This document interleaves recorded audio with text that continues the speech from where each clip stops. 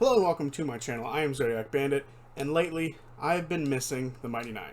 I started Critical Role watching Campaign 2 just before episode 100 came out. I believe that was the first one. They came back from the COVID break where they took a couple months off, and I had caught up literally like 2 weeks before. So for me, I watched most of Critical Role in that span of 6 months before episode 100. That's when I watched all of campaign 2, and after that I started watching campaign 1. But the Mighty Nine was my first sort of foray into Critical Role, and I missed them. They were the people I watched for that, I believe it was around 9 months when I caught up. So the total of like 3 months after I caught up, and probably more than that. But it's just they've been gone for a while now, and we got the Mighty Nine versus Vox Machina one shot very quickly after campaign 2 ended, and I want more. I want more one shots, and I have a few ideas rattling around in my head as to what kind of one shots we could get. I'm gonna go kind of in order of ones that I think are possible at the beginning, and then go to the ones that I don't know if they're gonna happen. But yeah, let's get into it. Mighty Nine one shots that I want to see very, very badly, for I miss my 9 heroes. So the first one shot that I think is very possible to happen is Mighty Nine versus Vox Machina 2, or Vox Machina versus Mighty Nine 2, where the other sides of the team start clashing, which would be Caduceus, Caleb, and Yasha versus Grog, Keyleth, and Vex, with Veth, or not, depending on when they grab them from, or Tarion, depending on who gets the crystal like the last time, if we're going to do it the same way. And I would really like to see this. I think this is very possible. They basically said that they would love to do it at the end of the last Mighty Nine vs. Vox Machina little one shot, and I think it was a great concept, and I think it would be extremely fun to watch again. Normally combat for a full session is kind of boring, but they did a really good job with team PvP. I think it was really fun, really cool, and I think this time it'll be a little harder to decide who's going to win, because they have Grog, who is a massive problem of damage. He's got a lot of health too, and with the Titan Stone Knuckles, he'll be able to do a lot of, a lot of stuff very quickly, a lot of damage to, honestly, the squishier characters of the Mighty Nine. I don't know about that. Yasha's pretty beefy. I don't know what Caduceus is like, and if Veth is over there, Grog is going to destroy her. Maybe, who knows? But at the same time, they also have Keyleth on that side of Vox Machina, who is a gargantuan problem. Then Vex. Vex is Vex.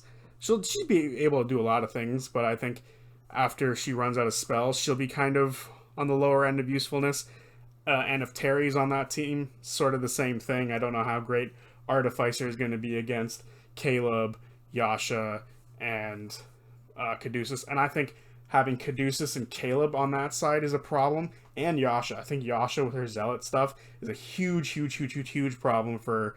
I think the two barbarians cancel each other out. I think Keyleth versus Caleb is probably a good matchup, but I think Keyleth might edge that out. And then I think Yasha and Grog sort of... Did I say that already? I think Yasha and Grog cancel each other out. Caduceus 100% beats out Vex, in my opinion, especially if he's able to get close in the Spiritual Guardians. So, don't know. I think this is a lot harder to decide who's going to win. The minute I saw Ford, Jester, and Bo on one side, I was like, well, Bo is going to absolutely dominate with Stunning Strike and being able to hit like 4 or 5 times and be able to steal aspects of them. And they honestly picked weird people to be on the other side, because, Pike wasn't a heavy damage dealer, and neither was Scanlan, so they kind of only had one person, and they even had Percy for the most part on the other team, so they kind of got shafted compared to one of the strongest classes in the game in Hexblade, and he's also a Hexblade Paladin, which is a nasty combo, and then you have a Cleric over there who decided to heal for the first time ever, not really the first time, but you know what I mean, so... Definitely not a good idea, and they're going up against a Cleric again, so I think the Mighty Nine might pull it out. But I think, unlike last time where the Nine got a clean sweep, I think we're going to lose a few on the Mighty Nine side. Probably Yasha, but you never know. Anyway, Mighty Nine versus Vox Machina 2. Love to see it. Can't wait. I'm pretty sure it's going to happen. And the next Mighty Nine one-shot that I think is very possible to happen is Mighty Nine versus Ukutoa. Ukutoa was a question mark at the end of the campaign, which really sucked. I even texted my friend saying Trent and Ukutoa are still around, so there's no way this is actually the last episode of Campaign 2, and then it was, and I was sad. But they fought Trent, Ikathon, so that was cool. But now, I think Ukutoa is definitely a character that they need to deal with in a one-shot or even a 2 or a 3-shot. And yeah, it was the last part of any character stuff that needed to really be resolved in game, which was a mild shaft to me, at least. Ford is my favorite character of the Mighty Nine, so not seeing his story come to a true end was kind of sad. So now we get to, in this theoretical one-shot, get to see Vandrin with him, maybe even have them go to Darktoe briefly, but I would think that all of the Nine would show up with the exception of maybe Caduceus. Maybe Kingsley would be there instead, because I'm sure he would like to, Talzin would like to play as a Blood Hunter. So I think this one's totally possible, and I think it'd be extremely fun. It would be, in my opinion, like one of the true last loose ends. And Matt's really good with tying up loose ends. Danlin's Closet episode of Vox Machina and the Search for Grog was a loose end from the first campaign. So I think totally possible that we see this loose end being tied off, and I would love to see it because I like Ford, and I would love to see them battle Ukutoa, or maybe they should just keep them locked away. The next one shot that I think is extremely possible for us to see is Sharona, the hag that was cursing Not and also Beauregard's family. And I think Sharona was extremely pissed off after the magical cupcake moment in Campaign 2, and I think she is totally coming for her revenge on Jester.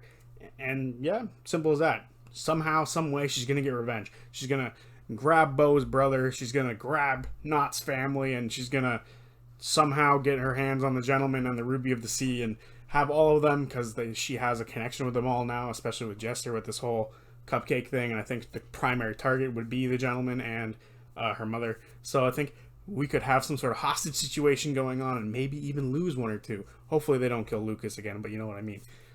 I would love to see Sharona come back. I think hags are really fun, especially if you want to beef them up. They can be extremely challenging because they can do a lot of very creepy things. And if Matt is at the wheel, Matt is very good with doing a lot of creepy stuff. So maybe this could even be a Halloween episode in the vein of a creepy hag doing whatever the hell they want.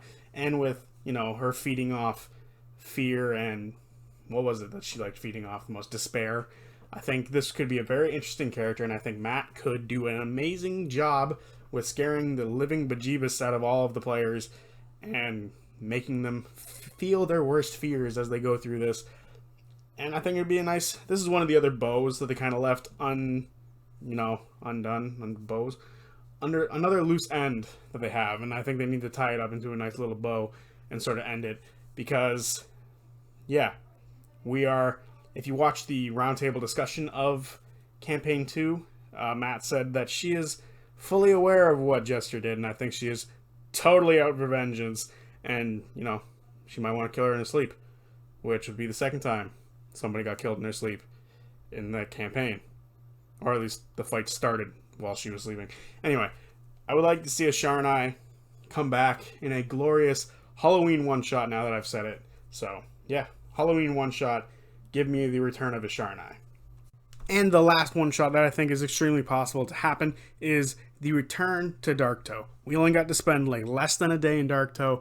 Everyone wanted to go back. And one of the characters, being Kingsley, wants to take it over. So I think that would be where the return to Darktoe is.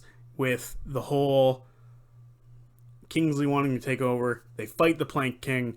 Ford says, no, I don't want it. Kingsley, you got it. You can take it. Not that Kingsley's going to give him much of a choice, as he eventually will leave the fleet of Ford and go to Darktoe. And I feel like Ford would chase him, ask Caleb to round everybody else up, and bam, everyone meets in Dark Toe. Maybe not Caduceus, which really sucks. I think, Caduceus, I like Caduceus more than Kingsley / Molly Mock. So I would like to see Caduceus, but I don't think it'll happen because this is basically a Kingsley one-shot. So, that being said, yeah, the return of Dark Toe would be extremely fun. Maybe even fight a dragon turtle that supposedly protects Dark Toe. Fight the Plank King. Maybe we meet Costco Gemetti again and see what a hollow one that isn't Laudna is like again, because it's been a long time.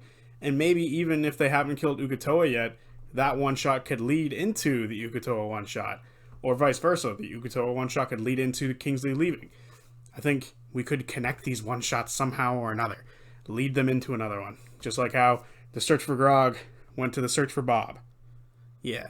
Anyway, I would love to see Dark Toe again, because we didn't get to see it, and I think this one would be prime. This one in Ukutoa one shot would be prime for the return to a live audience sort of situation, because these one shots are extremely fun for live audiences. Like when they did the Darrington Brigade one shot with the audience, it was filled with energy. I think the return to Dark Toe would be an amazing place with a bunch of interesting characters from Matt, with a bunch of awesome returns to some of the best characters from Critical Role, in my opinion, the best characters from Critical Role. Yeah, I think the Dark Toe one, while maybe not the first one that's going to happen, it is the one that I'm probably looking forward to the most out of all of them, with the exception of maybe Ukutoa. But, that being said, there's a lot of interesting fights here, a lot of interesting characters, there's a lot of interesting history here. Maybe we get to see how Vandrin reacts to being back in Dark Toe. Yeah, I think this is just going to be a fun one-shot. And again, doesn't have to be a one-shot. It could be a 20-shot for all I care. Give me Dark Toe. We didn't get to spend any time in Dark Toe last time.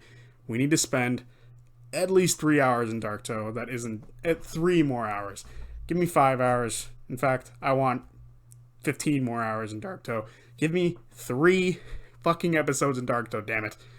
Yeah, anyway, Dark Toe, or the Rise of Kingsley in Dark Toe. And I would like to see a sort of flash forward to what Kingsley does with Dark Toe, if he does, in fact, successfully take it over. And then maybe even Campaign 3 can bleed over and we can see them go to Dark Toe somehow, but I highly doubt that one. Anyway, give me Dark Toe. Give me more time in Dark Toe, god damn it. And the last one shot that I have come up with in my brain that I would love to see the Mighty Nein do, and that is going back inside the Happy Time Fun Ball. Happy Fun Ball? Happy Time Fun Ball. The fucking Fun Ball. I miss that thing. It was pure chaos, pure insanity, a whole world inside this little ball with time dilation and time speeding up and interesting sort of situations happening with it, and I would love to see the whole thing. So again, not a one shot, not a two shot, a 3 shot. Do I think this will happen? No. Matt and Liam basically said, like, oh, I'll spend the next couple of years fucking around with this thing with, I forget his name, the guy in the tower.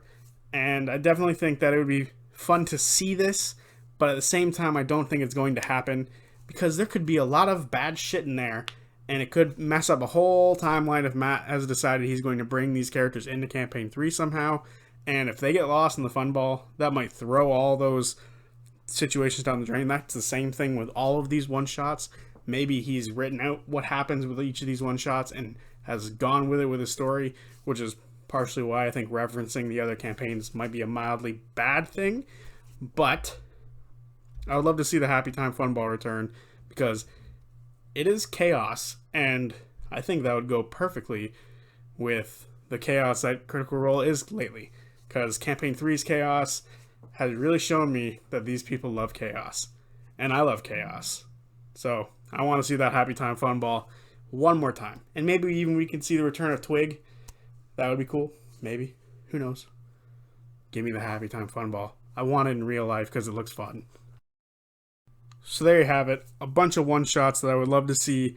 My favorite cast of weirdos return. Yeah.